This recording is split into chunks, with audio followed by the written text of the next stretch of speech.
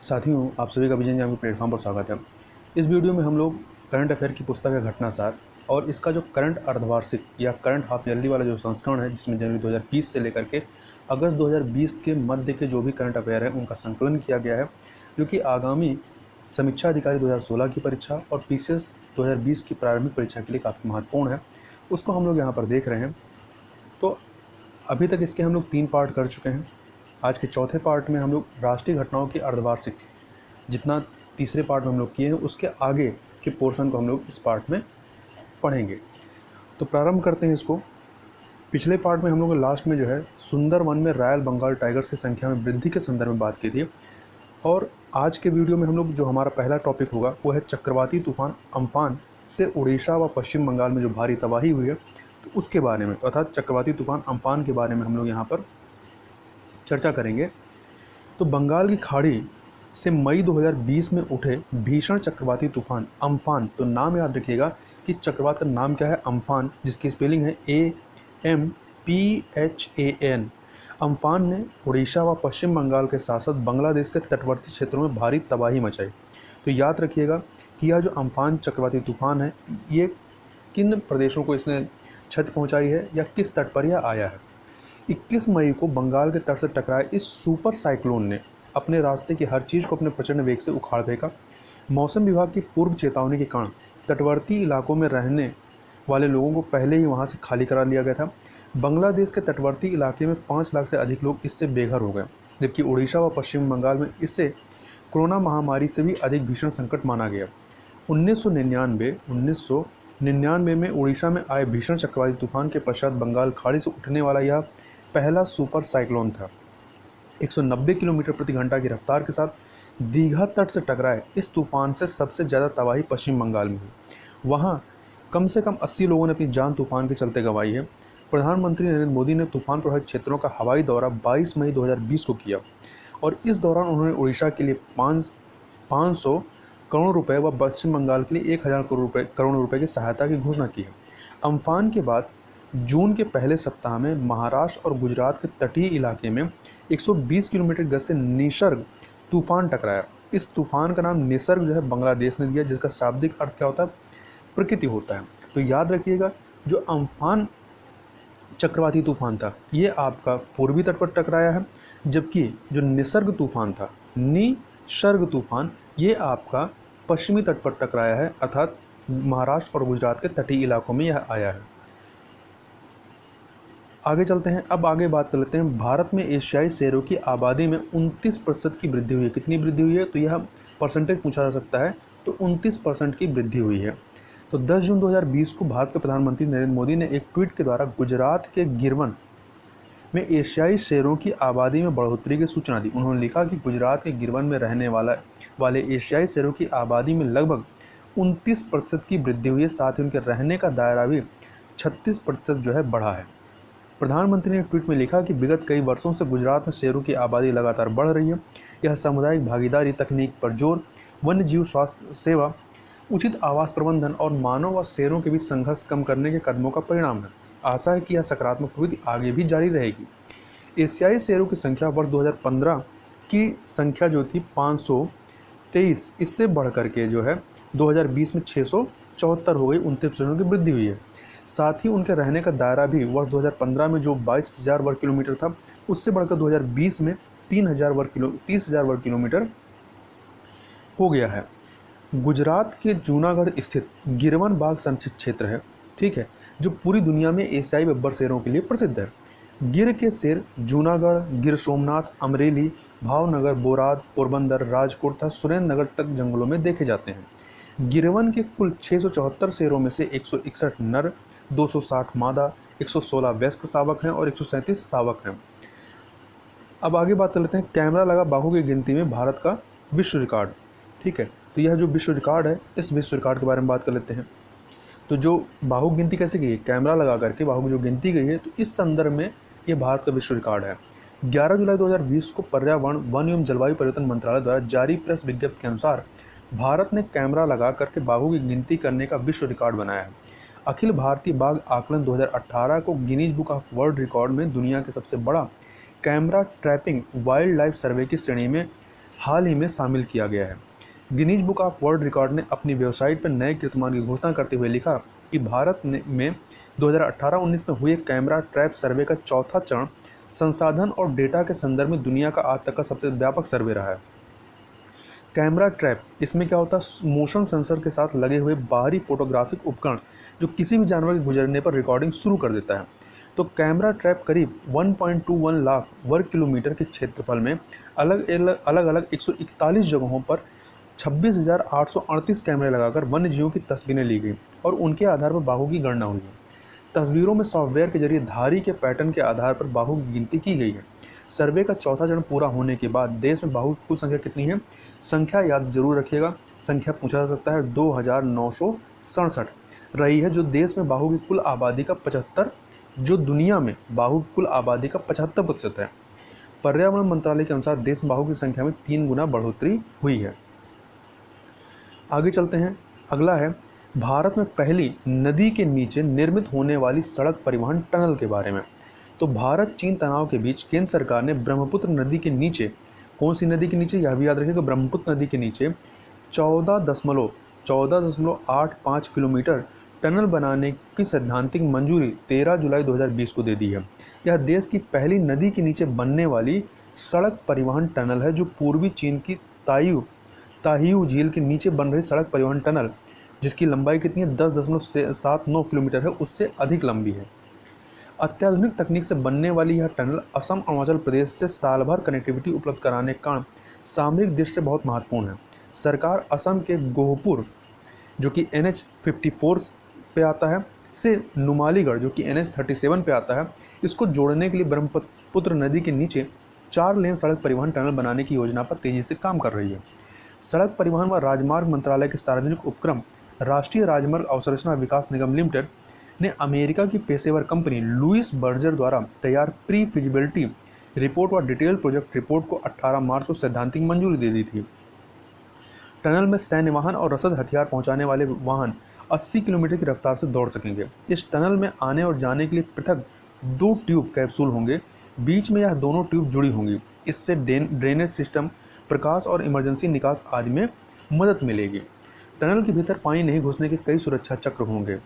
Tunnel में ताज़ी हवा के लिए ventilation system, fire fighting, railing युक्त फुटपाथ आदि होंगे। आगे चलते हैं। आगे बात कर लेते हैं। नीता अंबानी दुनिया की प्रमुख समाजसेवी हस्तियों की सूची में शामिल हुई हैं। तो याद रखिए कौन शामिल हुई है, नीता अंबानी शामिल हुई हैं। तो कोरोना संकट के दौर में लोगों की जान बचाने के प्रयासों में जुटी नीता अंबानी और उनकी संस्था रिलायंस फाउंडेशन को विश्व के प्रमुख समाज सेवियों की सूची में शामिल किया गया है। अमेरिकी पत्रिका टाउन एंड कंट्री की वर्ष 2020 के लिए हाल ही में जारी इस सूची में नीता अंबानी एकमात्र भारतीय समाज सेवी हैं।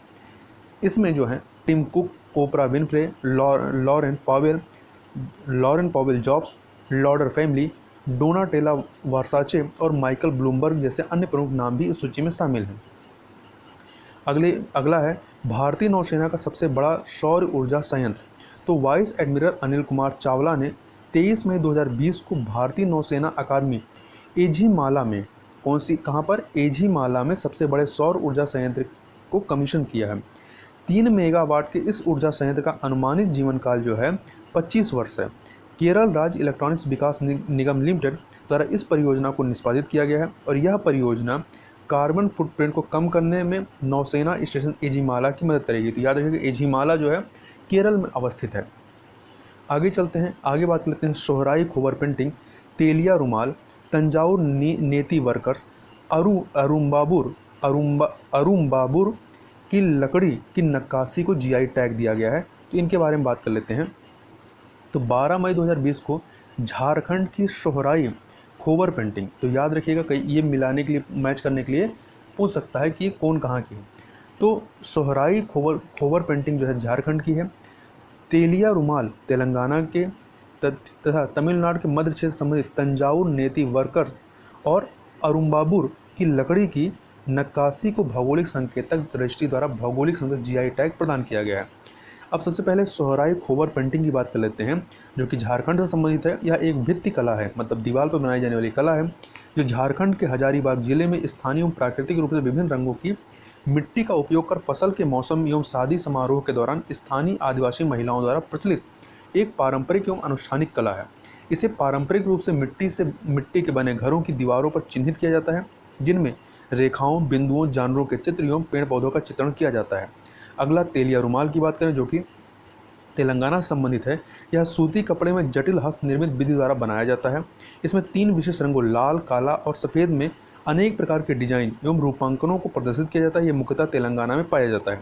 अगला है तंजावुर नेती वर्क्स। यह जो तंजावुर नेती वर्क्स है, यह आपका तमिलनाडु संबंधित है। यह एक पारंपरिक कला है।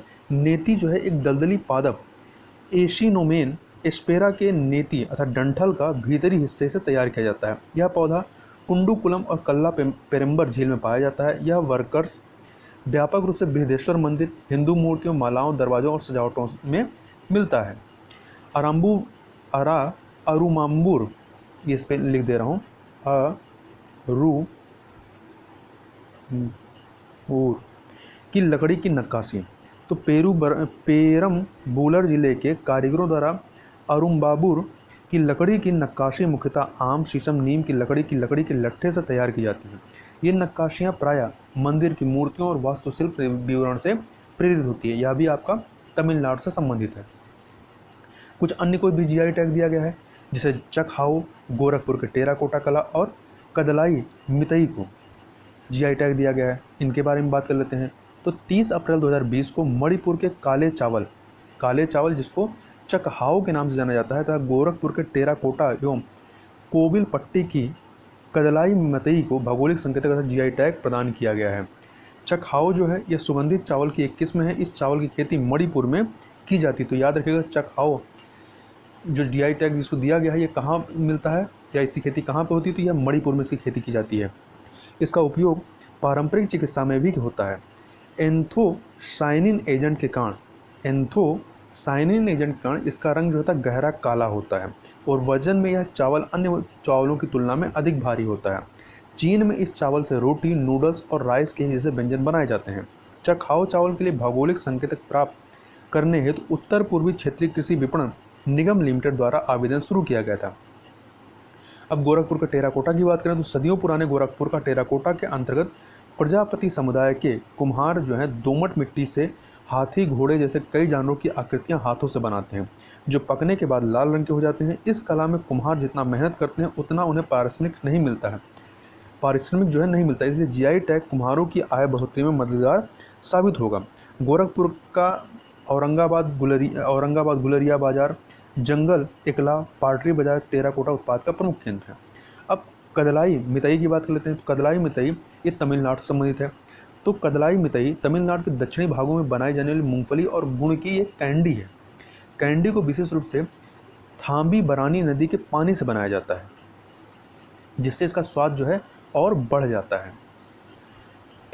थामी बरानी नदी पश्चिमी घाट से निकलती है और मन्नार की खाड़ी में बहती है, मतलब मन्नार खाड़ी में जाकर के ये मिल जाती है और यह तमिलनाडु की एक 12मासी नदी। तो यह भी याद रखिएगा, थामी बरानी नदी कहाँ पर अवस्थित है? तो यह तमिलनाडु बहती है और पश्चिम घाट से निकलती है और मन्नार की खाड़ी में जाकर के गिरती है। अब कश्मीरी केसर को भी जीआई टैग दिया गया है। अभी वर्तमान में इसको भी जीआई टैग मिल गया है। तो इसकी बात कर लेते हैं। तो कश्मीरी केसर एक विश्व प्रसिद्ध मसाला है। इस केसर का वर्तिकाग्र लंबा और मोटा होता है। यह प्राकृतिक गहरे लाल रंग, अत्यधिक सुगंध तथा कड़वे स्वाद वाला होता है। कश्मीरी केसर जो है दुनिया का इकलौता केसर है जो 1600 मीटर की ऊंचाई पर उगाया जाता है। इसकी खेती पुलवामा, किश्तवाड़, बड़गांव और श्रीनगर के क्षेत्रों में की जाती है। जीआई टैग जो है ये geographical indication of goods registration और प्रोटेक्शन एक्ट 1999 के तहत जियोग्राफिकल इंडिकेशन रजिस्ट्री द्वारा दिया जाता है। तो याद रखिए यह कई बार एक्ट पूछ लेता है कि किस एक्ट के द्वारा जीआई टैग दिया जाता है। तो इस एक्ट का नाम याद रखिएगा, geographical indication of goods registration और प्रोटेक्शन एक्ट 1999।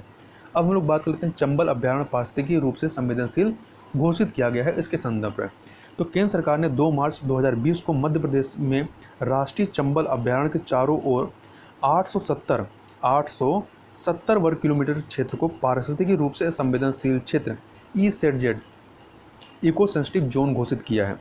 राष्ट्रीय चंबल अभ्यारण्य की सीमा से 0 से 2 किलोमीटर के दायरे में आने वाले क्षेत्र को पारिस्थितिकी रूप से संवेदनशील राष्ट्रीय चंबल अभ्यारण्य क्षेत्र अधिसूचित किया है। पर्यावरण मंत्रालय ने साथ ही मध्य प्रदेश सरकार को जोनल मास्टर प्लान तैयार करने के तथा पर्यटन के लिए इको टूरिज्म मास्टर प्लान का भी आदेश दिया है। इससे वर्तमान जलाशयों का संरक्षण, जल ग्रहण क्षेत्रों का प्रबंधन, भूजल प्रबंधन, मृदा एवं नमी के संरक्षण, स्थानीय समुदाय की आवश्यकताओं और पारिस्थितिकी एवं पर्यावरण के अन्य पहलुओं पर ध्यान देने में सहायता मिलेगी। राष्ट्रीय चंबल अभयारण्य मध्य प्रदेश, उत्तर प्रदेश और राजस्थान के त्रि जंक्शन पर स्थित है। तो याद रखिएगा, जो राष्ट्रीय चंबल अभयारण्य है ये इसका विस्तार 3 राज्यों में, मध्य प्रदेश, उत्तर प्रदेश और राजस्थान में। यह अभयारण्य मध्य प्रदेश के श्योपुर, मुरैना और भिंड जिलों में 435 वर्ग किलोमीटर से अधिक क्षेत्र में फैला हुआ है।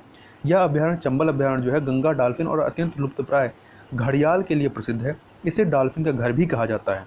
यह 75% घड़ियालों का प्राकृतिक आवास है। 1979 में इसे राष्ट्रीय अभयारण्य घोषित किया गया था तथा पारिस्थितिकी रूप से संवेदनशील क्षेत्र, संरक्षित क्षेत्रों, राष्ट्रीय उद्यान तथा वन्यजीव अभयारण्यों के आसपास 10 किलोमीटर के भीतर क्षेत्र होता है। तो याद रखिएगा, यदि संवेदनशील, ये जो पूछा जाए कि पारिस्थितिकी रूप से संवेदनशील क्षेत्र जो है ये क्या होता है, तो ये संरक्षित क्षेत्रों, राष्ट्रीय उद्यान तथा वन्यजीव अभयारण्यों के आसपास 10 किलोमीटर के भीतर का क्षेत्र होता है। आगे चलते हैं। अगला है भारत की पहली वाणिज्यिक LNG बस लॉन्च के बारे में। तो ये जो LNG बस है इसके बारे में बात कर लेते हैं। तो वायु प्रदूषण पर अंकुश लगाने की दिशा में एक सकारात्मक कदम के तहत 27 फरवरी 2020 को केरल के कोच्चि में भारत की पहली वाणिज्यिक liquefied compressed natural gas LNG बस लॉन्च की गई है। तो ये LNG का फुल फॉर्म याद रखिएगा क्या होता है, लिक्विफाइड कंप्रेस्ड नेचुरल गैस। तो पेट्रोनेट द्वारा निर्मित 180 किलोग्राम क्रायोजेनिक टैंक से सुसज्जित बस एक बार में 900 किलोमीटर तक की यात्रा कर सकती है। पेट्रोनेट ने भारत में 28 और केरल में कोच्चि, तिरुवनंतपुरम, एडप्पल और कन्नूर में 4 LNG वितरण केंद्र खोलने की योजना बनाई है। मतलब पूरे भारत में 28 और उनमें से 4 जो है आपका केरल में खोले जाएंगे। तो याद रखिएगा, यह जो भारत की पहली वाणिज्यिक LNG बस है कहाँ पर लॉन्च की गई, तो केरल के कोच्चि में लॉन्च की गई है। अब अगला है भारत की पहली डॉल्फिन वेधशाला के बारे में। तो बिहार सरकार जो है गंगा नदी डॉल्फिन के लिए भारत की पहली वेधशाला स्थापित कर रही है। तो याद रखिएगा कि डॉल्फिन के लिए जो पहली वेधशाला है भारत में कहाँ स्थापित की जा रही है, तो बिहार में। तो बिहार राज्य के भागलपुर जिले में विक्रमशिला गंगा डॉल्फिन अभयारण्य में इसका निर्माण जो है वर्ष 2021 की शुरुआत में पूरा होने की संभावना है। यह वेधशाला गंगा नदी के ऊपर बीचों बीच सुल्तानगंज अगुवानी घाट पुल पर बनाई जा रही है। बिहार की डॉल्फिन आबादी का अंतिम सर्वेक्षण 2018 में किया गया था, जिसमें राज्य की नदियों में 1363 डॉल्फिन पाई गई थी। भारत में अनुमानतः 2500 से 3000 गंगा डॉल्फिन की लगभग आधी आबादी जो है बिहार में पाई जाती है। यह भारत का जो डॉल्फिन है, यह भारत का राष्ट्रीय जलीय जीव है, जो भारत, नेपाल और बांग्लादेश में गंगा, मेघना और ब्रह्मपुत्र नदी प्रणालियों के कुछ हिस्सों में पाया जाता है। ये स्थानीय रूप से शूशु के रूप में जाने जाते हैं और जो डॉल्फिन के सांस लेने के शोर को संदर्भित करता है। गंगा नदी डॉल्फिन जो है ये आयुष्मान द्वारा संकटग्रस्त, जो उनकी रेड लिस्ट होती है उसमें जो है संकटग्रस्त अर्थात इंडेंजर्ड के रूप में सूचीबद्ध हैं, तथा साइट्स जो कि पर्यावरण संरक्षण संबंधित संस्था है, साइट्स के परिशिष्ट 1 में अपेंडिक्स 1 में शामिल है और भारतीय वन्यजीव संरक्षण अधिनियम 1972 की अनुसूची 1 में शामिल है। आगे बात करते हैं। सोलर रूफटॉप प्लांट्स में गुजरात जो है शीर्ष स्थान पर रहा है। तो इसके बारे में थोड़ा विस्तार से देखें तो गुजरात ने 2 मार्च 2020 को सोलर रूफटॉप प्लांट्स में प्रथम स्थान प्राप्त किया। तो याद रखिए प्रथम पे कौन है, गुजरात है। देश भर में स्थापित 79,950 प्रणालियों में से गुजरात में 2 मार्च तक 50,915 सोलर रूफटॉप प्लांट अर्थात टोटल का 64% जो सोलर रूफटॉप था आपको गुजरात में स्थापित था। राज्य सरकार ने घरेलू स्तर पर सौर ऊर्जा के उपयोग को बढ़ाने के लिए सूर्य गुजरात नामक योजना शुरू की है। इस योजना का लक्ष्य 2022 तक 8 लाख से अधिक घरेलू उपभोक्ताओं को कवर करना है। इस योजना के लिए 912 करोड़ रुपये आवंटित किए गए हैं।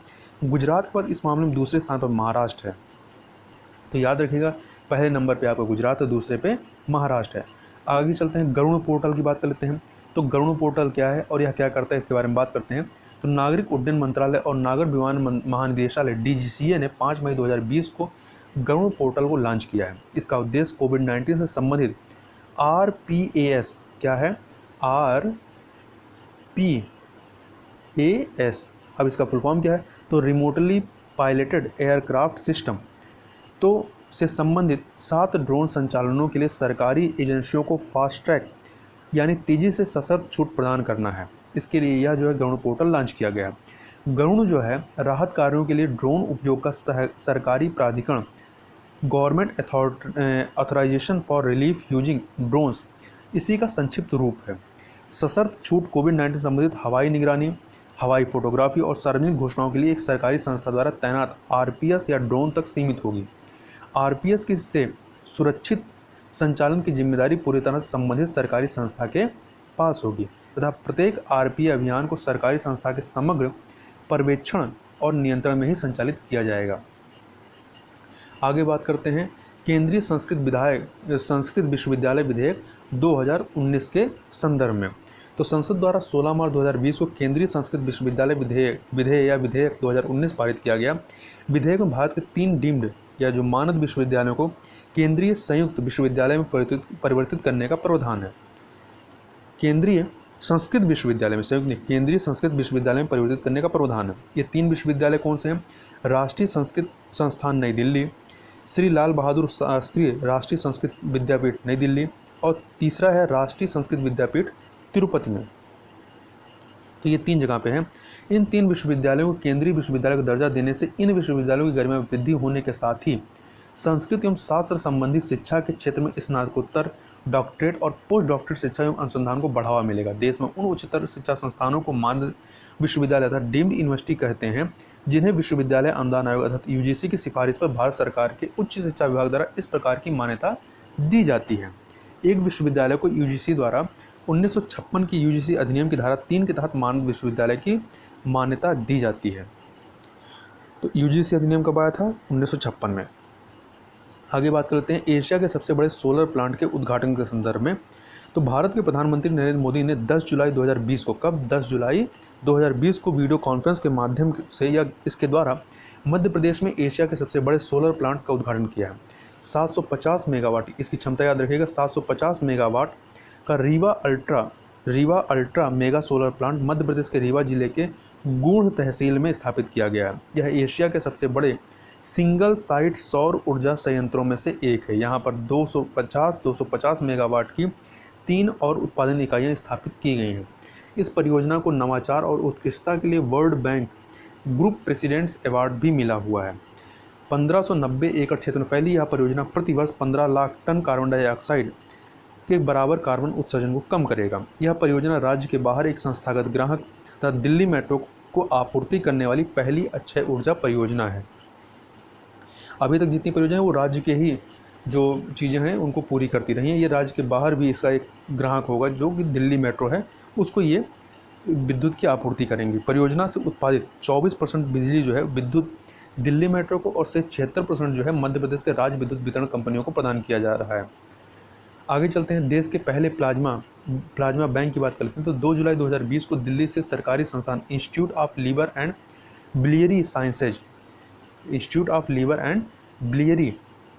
साइंसेज में देश के पहले प्लाज्मा बैंक की शुरुआत की गई। दिल्ली के मुख्यमंत्री अरविंद केजरीवाल ने इस बैंक की शुरुआत की, साथ ही उन्होंने एक नंबर भी जारी किया जिन पर कोई भी फ़ोन कर कोविड-19 मरीजों के लिए प्लाज्मा दान कर सकता है। मुख्यमंत्री ने इस अवसर पर कहा कि कोविड-19 के मरीज ठीक होने के 14 दिन बाद प्लाज्मा दान कर सकते हैं।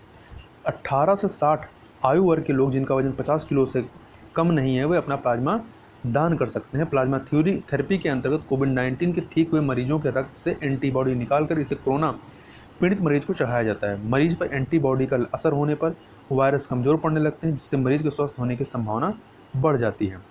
प्लाज्मा के बारे में एक चीज़ और देख लें, थोड़ा इंग्लिश में है। Plasma is the protein rich liquid in the blood that helps other blood components circulate throughout our body. तो प्लाज्मा क्या है याद रखिएगा, यह प्रोटीन ही होता है।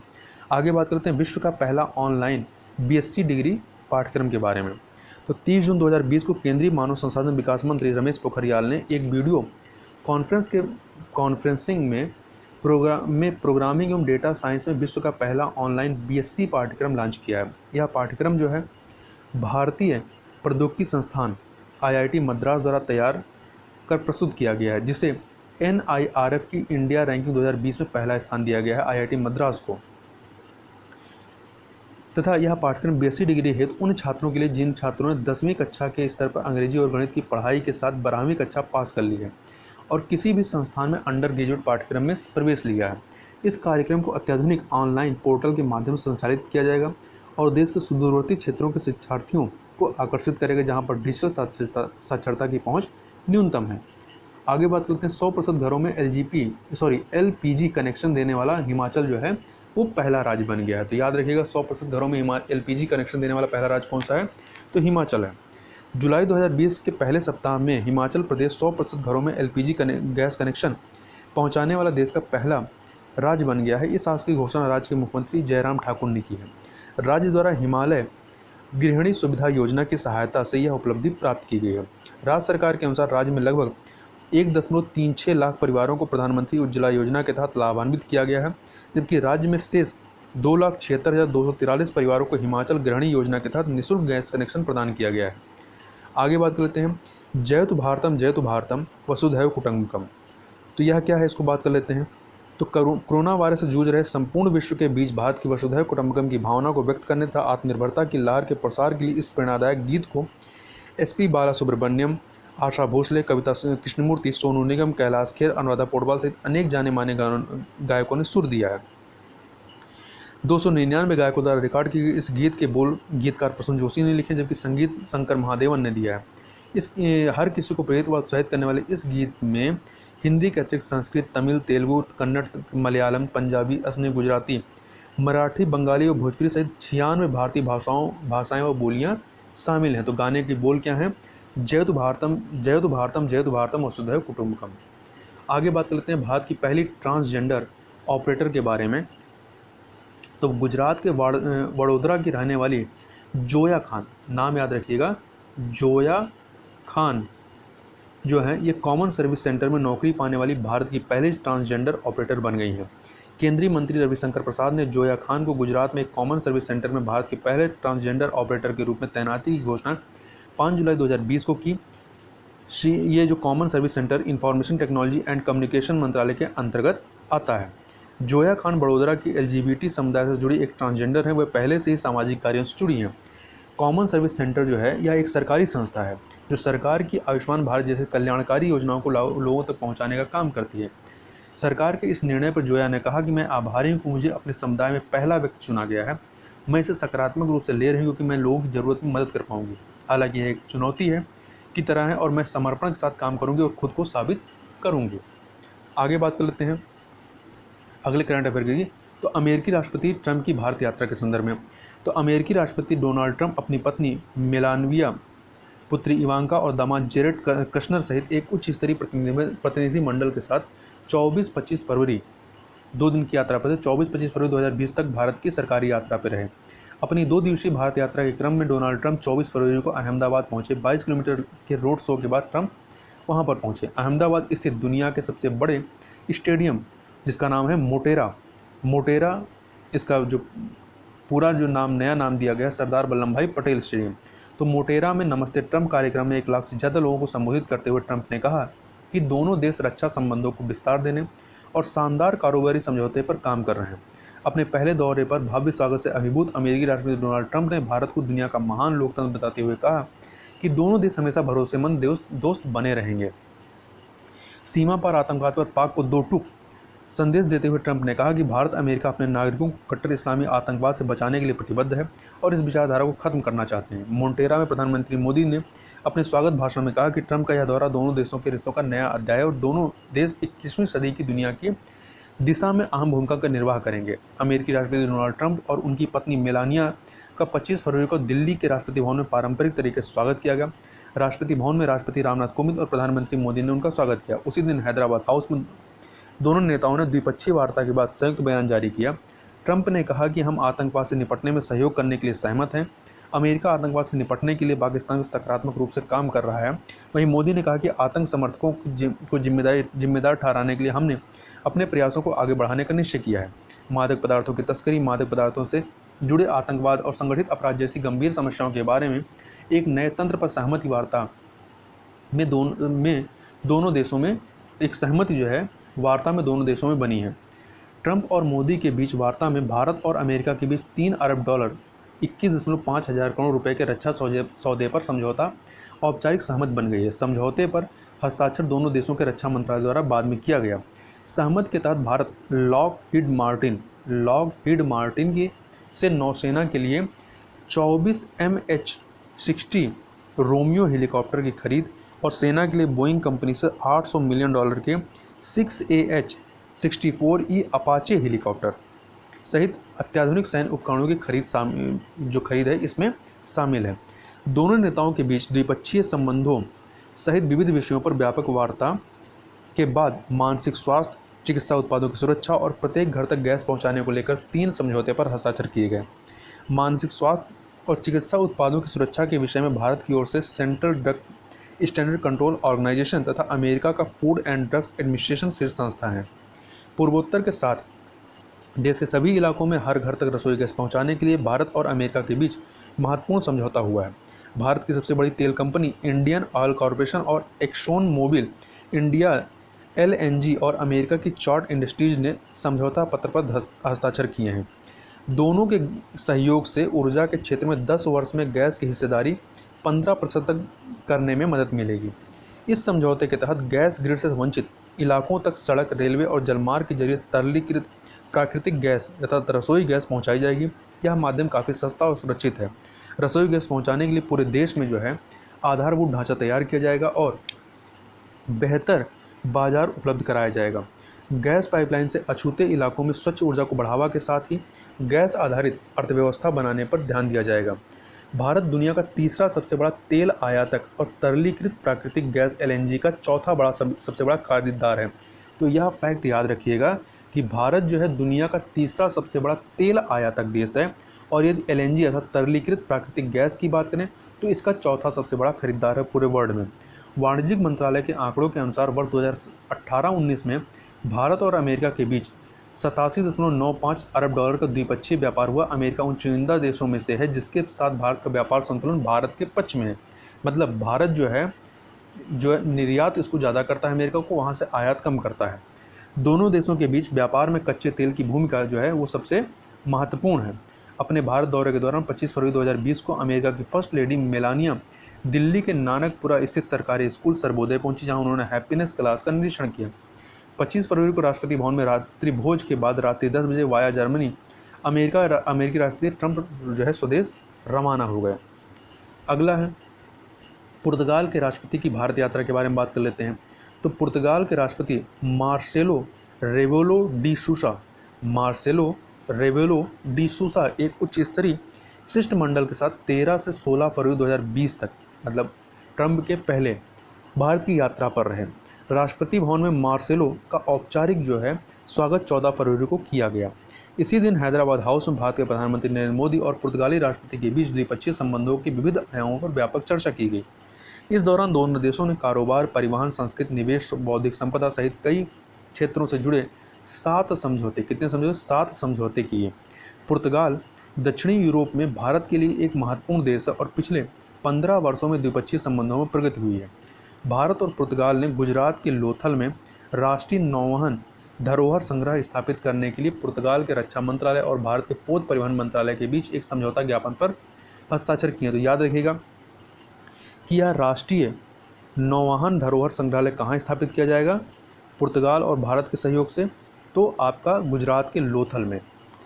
इसके अलावा दोनों देशों के बीच औद्योगिक एवं बौद्धिक संपदा अधिकार के क्षेत्र में सहयोग को लेकर के भी AMU पर हस्ताक्षर किए गए हैं। दोनों देशों में दृश्य श्रव्य सह उत्पादन में सहयोग को लेकर भी समझौता हुआ है। पुर्तगाल के डिप्लोमेटिक इंस्टीट्यूट और विदेश सेवा प्रशिक्षण संस्थान के बीच भी समझौता ज्ञापन किया गया है। आगे बात कर लेते हैं कि देश का पहला सौर ऊर्जा संचालित बायो रॉक अभी स्थापित किया गया है। इसके संदर्भ में तो भारतीय प्राणी सर्वेक्षण JSI के समुद्री वैज्ञानिकों ने लुप्त प्राय प्रवालों की पुनर्प्राप्ति के लिए गुजरात तट के निकट कच्छ की खाड़ी में देश का पहला सौर ऊर्जा संचालित बायो रॉक स्थापित किया है। इस संबंध में 24 जनवरी 2020 को जानकारी दी गई है। बायो रॉक क्या होता है इसके बारे में बात कर लेते हैं। तो बायो रॉक एक स्टील संरचना है जो समुद्र के किनारे स्थापित होती है और एक ऊर्जा स्रोत से जुड़ी होती है, जैसे कि सौर पैनल जो समुद्र की सतह पर रहते हैं। बिजली की बहुत कम मात्रा, जैसे कि 12 वोल्ट से कम, तो बहुत कम मात्रा केबल के माध्यम से स्टील संरचना से गुजरती है। इसे समुद्री जल में इलेक्ट्रोलाइसिस के समान एक रासायनिक प्रक्रिया होती है। खनिज ज़्यादातर कैल्शियम कार्बोनेट चूना पत्थर स्टील संरचना पर जमा हो जाते हैं। यह प्रवाल को पुनः उत्पन्न करने और स्टील संरचना पर बढ़ने में मदद करता है। आगे बात कर लेते हैं। अभी हमने पुर्तगाल के राष्ट्रपति की भारत यात्रा की बात की, अब ब्राज़ील के राष्ट्रपति की भारत यात्रा के बारे में भी बात कर लेते हैं। तो ब्राज़ील के राष्ट्रपति जेयर मेशियस बेल्सोनारो एक उच्च स्तरीय प्रतिनिधिमंडल के साथ 24 से 27 जनवरी 2020 तक जो है ये भारत की सरकारी यात्रा पर रहे हैं। बोल्सोनारो 26 जनवरी 2020 को भारत के 71वें गणतंत्र दिवस समारोह में मुख्य अतिथि थे। तो याद रखेगा कि 71वें गणतंत्र दिवस समारोह के मुख्य अतिथि कौन थे? तो ब्राज़ील के राष्ट्रपति जेयर मेशियस बोल्सोनारो। यह तीसरा अवसर है जब ब्राज़ील का कोई राष्ट्रपति गणतंत्र दिवस समारोह में मुख्य अतिथि था। इसके पहले 1996 में, 2004 में और अभी 2020 में जो है ये इसके मुख्य अतिथि बने हैं, मतलब ब्राज़ील के राष्ट्रपति। प्रधानमंत्री नरेंद्र मोदी और ब्राज़ील के राष्ट्रपति के बीच दिल्ली के हैदराबाद हाउस में 25 जनवरी 2020 को हुई द्विपक्षीय एवं पारस्परिक महत्व के क्षेत्रीय वार्ता के बाद दोनों देशों ने रक्षा, व्यापार व निवेश, वाणिज्य, कृषि, साइबर सुरक्षा, तेल तथा प्राकृतिक गैस, पशुपालन और जैव सुरक्षा, कानूनी सहायता आदि क्षेत्रों में सहयोग को बढ़ावा देने संबंधित 15 समझौतों पर, पुर्तगाल के साथ 7 समझौते, यहाँ पर 15 समझौतों पर हस्ताक्षर किए गए। इसके अलावा वार्ता में दोनों देशों ने गन्ने के मुद्दे को द्विपक्षीय रूप से सुलझाने पर सहमति व्यक्त की है। ज्ञात हो कि ब्राज़ील ने विश्व व्यापार संगठन में WTO में भारत सरकार द्वारा किसानों को अधिक सब्सिडी देने की शिकायत की थी। दोनों देशों ने 2022 तक द्विपक्षीय व्यापार को बढ़ा करके 15 अरब डॉलर, कितना 15 अरब डॉलर तक पहुंचाने का लक्ष्य निर्धारित किया है। साथ ही 2020 से 24 की अवधि के लिए सांस्कृतिक विनिमय कार्यक्रम पर हस्ताक्षर करने का स्वागत किया है। भारत और ब्राज़ील के बीच द्विपक्षीय व्यापार जो है 2018-19 में 8.2 बिलियन डॉलर हो गया है। इसमें ब्राज़ील के लिए भारतीय निर्यात के रूप में 3.8 बिलियन डॉलर और भारत द्वारा आयात के रूप में 4.4 बिलियन डॉलर शामिल हैं। अब बात कर लेते हैं स्वच्छ सर्वेक्षण लीग 2020 के संदर्भ में। तो आवास और शहरी मामलों के राज्य मंत्री हरदीप सिंह पुरी ने 31 दिसंबर 2019 को स्वच्छ सर्वेक्षण लीग 2020 के पहले और दूसरी तिमाही के परिणामों की घोषणा की है। स्वच्छ सर्वेक्षण लीग 2020 में इंदौर, मध्य प्रदेश का इंदौर देश के 4000 से अधिक शहरी निकायों में शीर्ष पर रहा है। 10 लाख से अधिक आबादी वाले शहरों की श्रेणी में अप्रैल से जून 2019 की पहली तिमाही में शीर्ष 3 स्थान पर रहने वाले जो हैं, पहले पे इंदौर है, दूसरे पे भोपाल, तीसरे पे सूरत शहरों का प्रदर्शन स्वच्छ मानकों में सर्वश्रेष्ठ रहा है। स्वच्छ सर्वेक्षण लीग 2020 का आयोजन 3 तिमाहियों अर्थात अप्रैल जून, जुलाई दिसंबर और फिर जुलाई सितंबर और फिर अक्टूबर दिसंबर 2019 में किया गया और इसमें प्रत्येक तिमाही के लिए 2000 अंकों के आधार पर मूल्यांकन किया गया है। रैंकिंग जो है 2 श्रेणियों में की गई। पहली श्रेणी 1 लाख और उससे ऊपर की आबादी वाले शहरों की है, ठीक है, और ये जो है 2 उप श्रेणियों में बटा हुआ है, 1 से 10 लाख आबादी वाले शहर तथा दूसरे में 10 लाख से अधिक आबादी वाले शहर। फिर जो दूसरी श्रेणी इसमें 1 लाख से कम आबादी वाले शहरों को शामिल किया गया। इसमें 5 जोन है अर्थात उत्तर पूर्व, दक्षिण और पश्चिम की है। पश्चिम बंगाल द्वारा इस सर्वेक्षण में हिस्सा न लेने के कारण कोलकाता दोनों तिमाहियों में 49 बड़े शहरों की रैंकिंग में सबसे नीचे रहा है। अब थोड़ा सा ये जो किसको क्या रैंकिंग मिली थोड़ा सा देख लेते हैं। तो 10 लाख से अधिक आबादी वाली जो श्रेणी में, तो इसमें पहली तिमाही में और दूसरी तिमाही की बात करते हैं। पहली तिमाही में इंदौर पहले पे, भोपाल दूसरे पे, सूरत तीसरे पे। तो जो दूसरी तिमाही में जो रिपोर्ट रही है उसमें इंदौर पहले पे है, दूसरे पे राजकोट रहता है और तीसरे पे नवी मुंबई महाराष्ट्र का। 1 लाख से 10 लाख आबादी श्रेणी में देखें तो पहली तिमाही में जो है पहले नंबर पे जमशेदपुर रहता है झारखंड का, दूसरे पे नई दिल्ली NDMC दिल्ली का, तीसरे पे खरगोन मध्य प्रदेश का और दूसरी तिमाही में जो है जमशेदपुर झारखंड पहले पे, चंद्रपुर महाराष्ट्र दूसरे पे, खरगोन मध्य प्रदेश तीसरे पे। छावनी बोर्ड में देखें तो पहली तिमाही में जो है saint Thomas Mount cantt Tamil Nadu का ये पहले पे था और दूसरी तिमाही में दिल्ली कैंट जो है वो पहले पे आ जाता है। अब बात कर लेते हैं GSAT-30 उपग्रह के सफल प्रक्षेपण के बारे में। तो इसके बारे में देखें तो 17 जनवरी, डेट याद रखिएगा, 17 जनवरी 2020 को भारत के सबसे ताकतवर संचार उपग्रह GSAT-30 को फ्रेंच गुयाना, GSAT-30 है ये 30 को फ्रेंच गुयाना के कोरू प्रक्षेपण केंद्र से एरियन 5 BA251 प्रक्षेपण वाहन से सफल प्रक्षेपण किया गया। तो याद रखिए कि उसको भारत से प्रक्षेपित नहीं किया गया है, बल्कि दक्षिण अमेरिका के फ्रेंच गुयाना के कोरू प्रक्षेपण केंद्र से इसको प्रक्षेपित किया गया है। यह वर्ष 2020 का इसरो का पहला मिशन था, जो कि 17 जनवरी को प्रक्षेपित किया गया। इस उपग्रह के प्रक्षेपण से इंटरनेट की गति बढ़ने के साथ ही मोबाइल नेटवर्क का विस्तार होगा। मुख्यतः इसका उद्देश्य संचार सेवाओं की गुणवत्ता में सुधार करना है। इसका यदि वजन देखें तो 3,357 किलोग्राम वजनी जीसैट उपग्रह का कार्यकाल जो है कितना है, 15 वर्षों का है। यह उपग्रह इनसेट 4A का स्थान लेगा। किसका स्थान लेगा? इनसेट 4A का स्थान लेगा। जीसैट 30 को प्रक्षेपण के बाद भू स्थिर कक्षा या भूतुल्यकालिक कक्षा, जिसको शॉर्ट में GSO कहते हैं, जियो सेंट्रिक जियो स्टेशनरी ऑर्बिट में स्थापित किया गया है। यह उपग्रह खाड़ी देशों के साथ साथ अधिकांश एशियाई देशों में ऑस्ट्रेलिया में संचार सेवाएं प्रदान करने में सक्षम है। जीसैट 30 जो है ये भारत का 24वां ऐसा उपग्रह है जिसे एरियन स्पेस के एरियन रॉकेट से प्रक्षेपित किया गया है। आगे चलते हैं, आगे बात करते हैं। कचरे से ऊर्जा उत्पादन का पहला सरकारी संयंत्र कहाँ स्थापित किया गया है? भुवनेश्वर में स्थापित किया गया है। तो बात कर लेते हैं, भारतीय रेलवे ने भारतीय रेलवे के ईस्ट कोच रेलवे जोन में भुवनेश्वर कहाँ है? उड़ीसा में। भुवनेश्वर के मानचेश्वर कैरिज रिपेयर वर्कशॉप में कचरे से ऊर्जा उत्पन्न करने वाले देश के पहले सरकारी संयंत्र की स्थापना की है। 1.79 करोड़ की लागत से निर्मित इस संयंत्र में प्लास्टिक और ई कचरे सहित 500 किलोग्राम कचरा प्रतिदिन निपटाने की क्षमता है।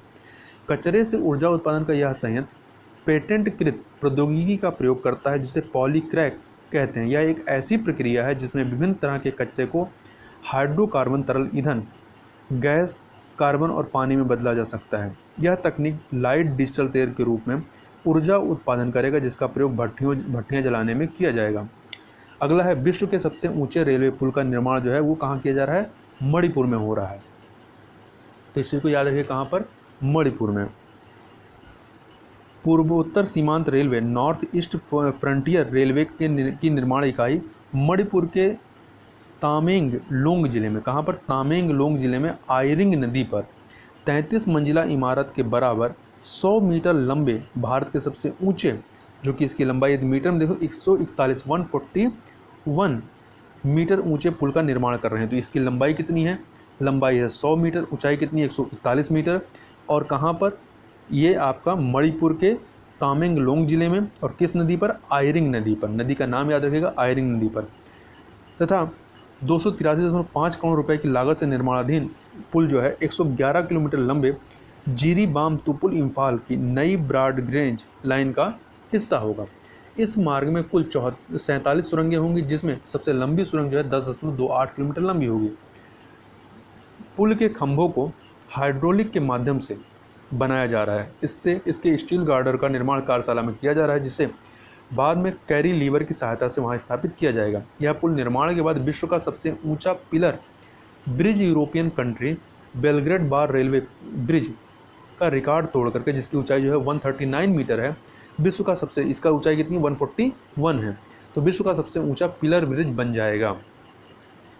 आगे बात कर लेते हैं, देश की पहली अंडर वाटर मेट्रो कोलकाता में स्थापित की जा रही है। इसके बारे में तो पश्चिम बंगाल के कोलकाता में हुगली नदी के नीचे निर्माणाधीन देश की पहली अंडर वाटर मेट्रो परियोजना का कार्य मार्च 2022 तक पूरा कर लिया जाएगा। कोलकाता मेट्रो रेल कॉरपोरेशन द्वारा बनाई जा रही है अंडर वाटर मेट्रो प्रतिदिन लगभग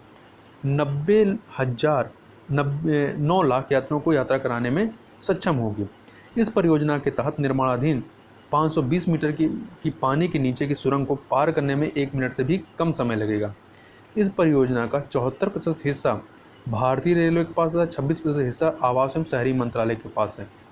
आगे चलते हैं, आगे बात करते हैं ऐतिहासिक बोडो समझौता के बारे में। बोडो समझौता, जो कि बोडो जनजाति सम्मिलित है। असम के बोडो इलाके में स्थायी शांति के लिए केंद्र ने असम सरकार व 3 मुख्य विद्रोही गुटों के साथ त्रिपक्षीय समझौता 27 जनवरी 2020 को किया। समझौते के अंतर्गत अब कोई गुट अलग बोडो राज्य की मांग नहीं करेगा। इसके साथ ही असम के खतरनाक उग्रवादी संगठन national democratic front of Bodoland NDFB, short में NDFB के 4 गुटों के 1550 विद्रोहियों ने 30 जनवरी 2020 को जो है आत्मसमर्पण कर दिया। समझौते के अंतर्गत केरल सरकार और राज्य सरकार हथियार डालने वाले विद्रोहियों को पुनर्वास और क्षेत्र के विकास के लिए 1500 करोड़ रुपए के आर्थिक पैकेज की घोषणा करेगी। केंद्रीय गृह मंत्री अमित शाह की उपस्थिति में NDFB, all Bodo student union और यूनाइटेड बोडो पीपुल्स ऑर्गेनाइजेशन के शीर्ष नेताओं ने समझौते पर हस्ताक्षर किए हैं। केंद्र सरकार की ओर से गृह मंत्रालय में संयुक्त सचिव सत्येंद्र गर्ग और असम के मुख्य सचिव कुमार संजय कृष्ण ने समझौते पर हस्ताक्षर किए हैं। असम के CM सर्बानंद सोनोवाल ने गवाह के तौर पर इस पर हस्ताक्षर किए हैं। ABSU अर्थात ऑल बोडो स्टूडेंट यूनियन 1972 से ही अलग बोडोलैंड के लिए आंदोलन चला रही थी। बोडो समझौते से कुछ दिन पूर्व ही भारत ने दशकों पुराने मिजोरम त्रिपुरा के बीच ब्रू आदिवासी मसले का समाधान कर उन्हें स्थायी तौर पर त्रिपुरा में बसाने का समझौता किया था। तो याद रखिएगा, जो ब्रू आदिवासी हैं, ये इसका विवाद मिजोरम और त्रिपुरा के मध्य में था। ठीक है, मिजोरम त्रिपुरा, और इनको बसाया कहाँ जाएगा? इनको त्रिपुरा में बसाया जाएगा। बोडो समझौते के अंतर्गत राज्य और केंद्र सरकार क्षेत्र में योजनाओं के क्रियान्वयन और इनके पुनर्वास के लिए 3 साल तक प्रतिवर्ष 250 करोड़ रुपए खर्च करेगी। बोडो नौजवानों को मुख्यधारा में लाने के लिए सेना, अर्धसैनिक बल और पुलिस में विशेष भर्ती अभियान चलाया जाएगा। राज्य सरकार अलग राज्य की मांग को लेकर आंदोलन में मारे गए विद्रोहियों के परिजनों को 5-5 लाख रुपए देने की घोषणा की है। NDFB विद्रोहियों के खिलाफ NDFB विद्रोहियों के खिलाफ केस वापस होंगे। हालांकि जघन्य अपराधों के मामले में मौजूदा कानून के तहत केस दर केस समीक्षा की जाएगी। बोडो समस्या पर 27 साल में यह तीसरा समझौता है। पहला समझौता आपका 1993 में ऑल बोडो स्टूडेंट यूनियन से हुआ था, जिसमें सीमित राजनीतिक शक्तियों के साथ बोडोलैंड ऑटोनोमस काउंसिल गठन की बात थी। दूसरा जो समझौता आपका होता है 2003 में दूसरा समझौता विद्रोही संगठन बोडो लिबरेशन टाइगर से हुआ था। वर्ष 2020 में के नए समझौते के तहत BTAD का नाम बदल करके बोडोलैंड टेरिटोरियल रीजन कर दिया गया है। इसके पास ज़्यादा विधायी, कार्यकारी, प्रशासनिक और आर्थिक शक्तियाँ होंगी। संविधान की छठी अनुसूची है, छठी अनुसूची के अनुच्छेद 14 के अंतर्गत आयोग गठित होगा, जो बोडो बहुल क्षेत्रों को BTR में शामिल कर क्षेत्र का परिसीमन करेगा। साथ ही बोडो के सामाजिक, सांस्कृतिक, बोली और क्षेत्रीय पहचान से जुड़े मुद्दों का भी समाधान करेगा। ठीक है, आगे देखते हैं। असम सरकार बोडो भाषा को राज्य में सहयोगी आधिकारिक भाषा के रूप में संशोधित करेगी और बोडो माध्यम से स्कूलों हेतु एक अलग निदेशालय भी स्थापित करेगी। आगे चलते हैं, आगे बात करते हैं ब्रू रियांग ऐतिहासिक समझौते के बारे में।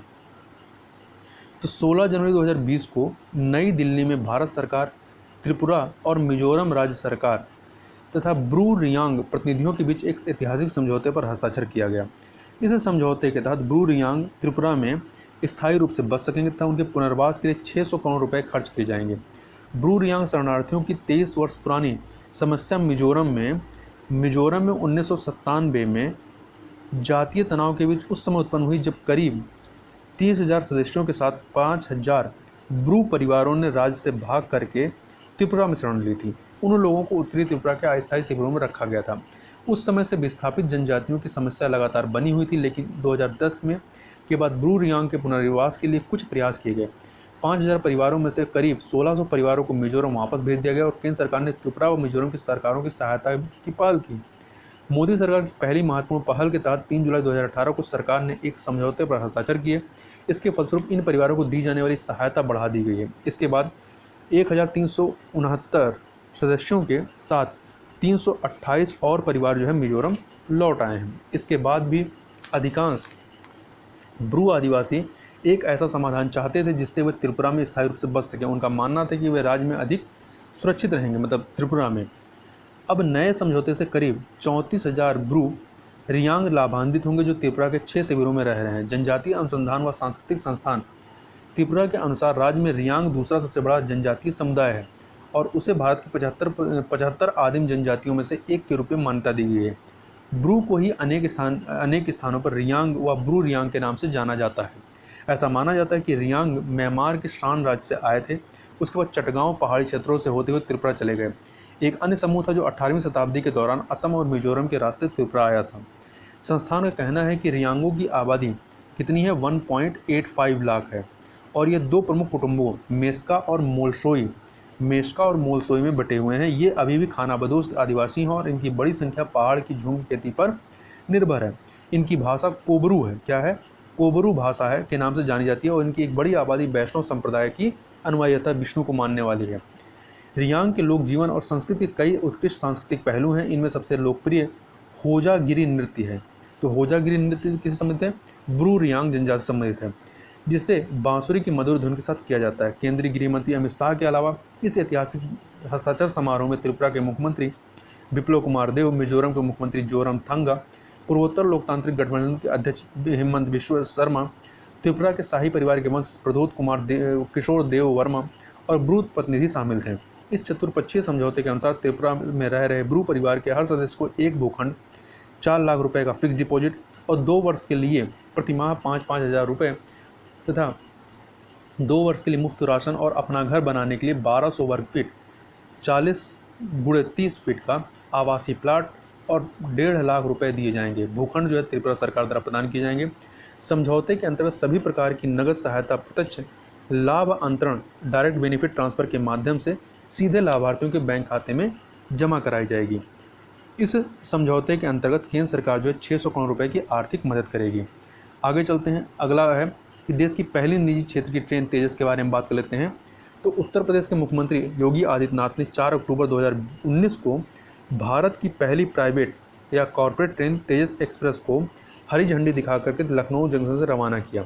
यह भारत की पहली निजी क्षेत्र की ट्रेन है जो कि 4 अक्टूबर 2019 को लखनऊ चली है। इसका संचालन पूर्ण रूप से IRCTC, जिसका पूरा नाम है Indian railway catering and tourism corporation, ये कर रही है, जिसे भारत सरकार ने तेजस लीज पर दिया है। तेजस एक्सप्रेस ट्रेन की संख्या 00501 है। यह ट्रेन कानपुर और गाजियाबाद के रास्ते नई दिल्ली तक जाती है। अगला है देश की सबसे लंबी विद्युतीकृत रेल सुरंग के बारे में बात कर लेते हैं। तो उपराष्ट्रपति M वेंकैया नायडू ने 1 सितंबर 2019 को आंध्र प्रदेश में चेरलोपल्ली और रायपुर के बीच देश की सबसे लंबी विद्युतीकृत रेल सुरंग देशवासियों को समर्पित की है। तो याद रखिएगा कहाँ पर? आंध्र प्रदेश संबंधित है ये। 437 करोड़ रुपए की लागत से निर्मित इस सुरंग की लंबाई 6.7 किलोमीटर कितनी है? 6.7 किलोमीटर है। सुरंग की ऊंचाई रेल स्तर से छत तक जो है ये कितनी है? 6.5 मीटर है और संपर्क तार की न्यूनतम ऊंचाई 5.2 मीटर रखी गई है। बस इसकी लंबाई याद रखें कितनी लंबी है? 6.7 किलोमीटर है। यात्रा के दौरान हर 10 मीटर के अंतराल पर LED रोशनी की सुविधा है। देश की पहली विद्युतीकृत सुरंग को New Austrian Tunnelling Method NATM का उपयोग करते हुए घोड़े की नाल के आकार में बनाया गया है। तो किसका उपयोग करते हुए? न्यू ऑस्ट्रियन टनलिंग मेथड का इस्तेमाल करते हुए घोड़े की नाल के आकार में इसको बनाया गया है। तो इस प्रकार से यहाँ पर हमारा जो राष्ट्रीय वाला था, राष्ट्रीय घटनाओं की जो अर्धवार्षिकी वाला सेक्शन था, ये यहाँ पर पूरा हो जाता है। अब इसके जो नेक्स्ट वीडियो होगा वहाँ पर हम लोग अंतर्राष्ट्रीय घटनाओं की वार्षिकी के बारे में चर्चा करेंगे। तो इस वीडियो में बस इतना ही। मिलते हैं नेक्स्ट वीडियो में, तब तक के लिए बहुत बहुत धन्यवाद।